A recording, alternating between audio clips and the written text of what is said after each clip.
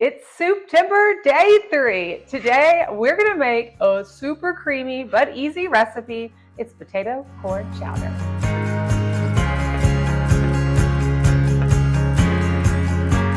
Hi, I'm Carrie with eatingonadime.com, and we're celebrating Soup-Timber. It's where soup and September meet, and it's beautiful. So in the description below, you're gonna find a link where you can get 30 days of soups in your inbox every single day to celebrate Soup-Timber. And here we are actually doing 10 days of soup recipes. Today is potato corn chowder, can't talk today, and I've got the link for that in the description for you as well, or you can always just go to eatingonadime.com and search potato corn chowder and it will pull right up. I like to get my veggies chopped first before I head to the stovetop. If you're a person who doesn't get overwhelmed in the kitchen, let's go ahead and start over there and then you can go back and forth. But I know a lot of people get overwhelmed, so it's easier just to chop everything all at the beginning and then head over to your stovetop. Okay, so the first thing we need is an onion, and we're going to chop it up. I am going to cheat and use my food chopper. Don't have to. Let me cut this in half, make it easier to peel. Sometimes the peel is not friendly. Now we have everything that we're using in today's video, and all of our videos, we always have everything linked in the description for you. But I chop them up into quarters and then we place them in with your point side down. And I know that if you've watched a lot of videos, you are like used to the instructions, but love it. Look how fast that was. Okay. Then the recipe calls for 1 rib of celery, not diced, sliced. I'm going to dice it up because we've got picky eaters and they will be less picky if it's diced up into small pieces than slices. So I am just going to cut this to where it'll fit on my chopper and it'll chop it right up. You do you. There we go. And see how quick that was? And now they're in little bite-sized pieces. You know how sometimes when you cut celery, it can be kind of stringy, and that way when I dice it up, it's not going to be stringy for my picky eaters or my textured kiddos. And then we're going to need 1 carrot peeled and diced. Now we have 2 because they were pretty small, but we've already kind of coarsely peeled them. You don't even have to peel them if you don't want to, but I cut them in half lengthwise and then in lengthwise again, so into quarters. And then you can just chop them up into bite-sized pieces. Remember, you're wanting them bite-sized because it's a chowder. You want it to be able to fit on your actual spoon.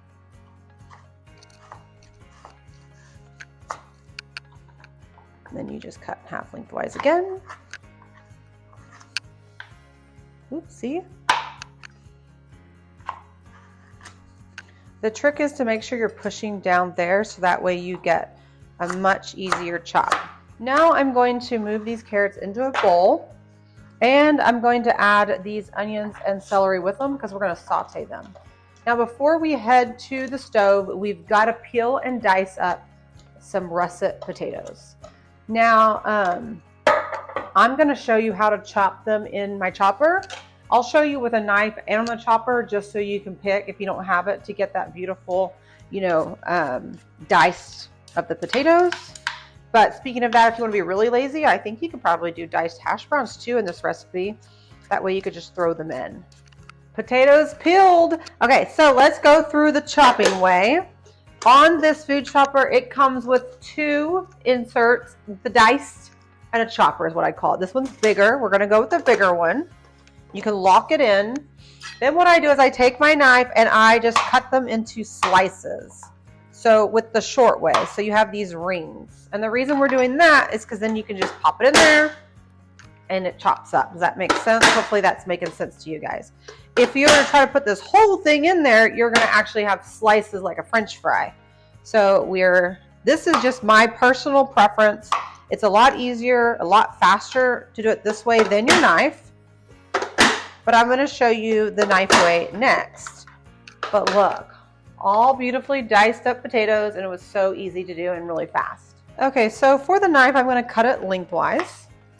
And you could do it lengthwise again for your chopper over here, but a lot of the times the potatoes are too big, which is why I go the other way. But so once you get it chopped in half, I'm going to cut it in half lengthwise again on each one of them.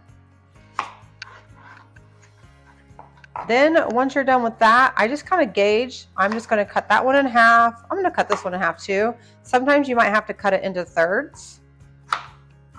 And then the reason I put them together is just so I can get more chopping done faster. And then I have these pieces. Now I'm loving the food chopper right now, so that's what I'm doing to finish off the potatoes. And now we're ready to head to the stovetop. You just need like a regular stock pot. We're going to turn this up on medium high, and we are going to fry up 2 pieces of bacon. This is important. You know, I love to use like pre-cooked bacon to save time, but we want the bacon grease in there because it's going to add so much flavor. So don't skip and use regular, you know, uncooked bacon. The trick is to cooking bacon in your stovetop is to let it sit. So you want to let it sit for a few minutes before you flip it.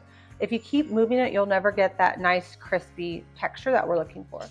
Now that it's been cooking for a few minutes, then we're going to flip it and let it brown on the other side. Once your bacon is cooked through, go ahead and remove it from the pot, but leave that bacon grease in there. Then we are going to take those onions, celery, and carrots and cook them right into that bacon grease. We're going to saute these vegetables in that bacon grease for 5 to 7 minutes until they begin to soften. Then stir in 1 tablespoon of minced garlic, which is about 3 cloves of garlic minced. We're going to stir this together and let it cook for about 1 minute until you can start to smell the garlic.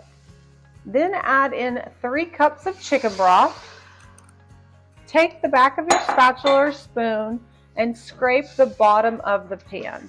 So any of the brown bits that were on the pan that you could see in the video, we're scraping those off because that is what makes the soup so flavorful from when we cooked the bacon and sauteed the veggies. Now that the 2 bacons have cooled, go ahead and chop them up. Doesn't have to be perfect, I just coarsely chop them up. After I run my knife through them at least once, then I kind of go through and start just running it through it to make them into smaller pieces. And we're going to add that to the pot. Add the chopped bacon and the potatoes to the pot.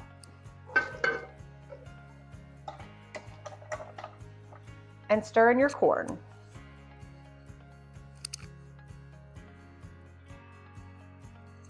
Then we're going to add in a teaspoon of salt, a half a teaspoon of paprika, half a teaspoon of black pepper, and a 1/4 teaspoon of thyme leaves.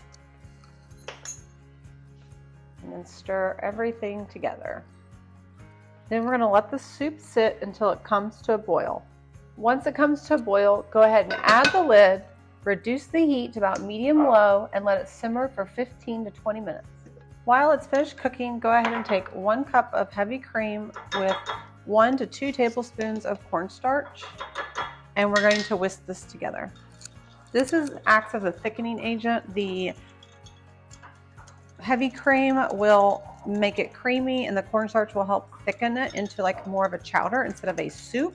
But you have to make sure you whisk it in with the cold liquid first before you stir it into the pot.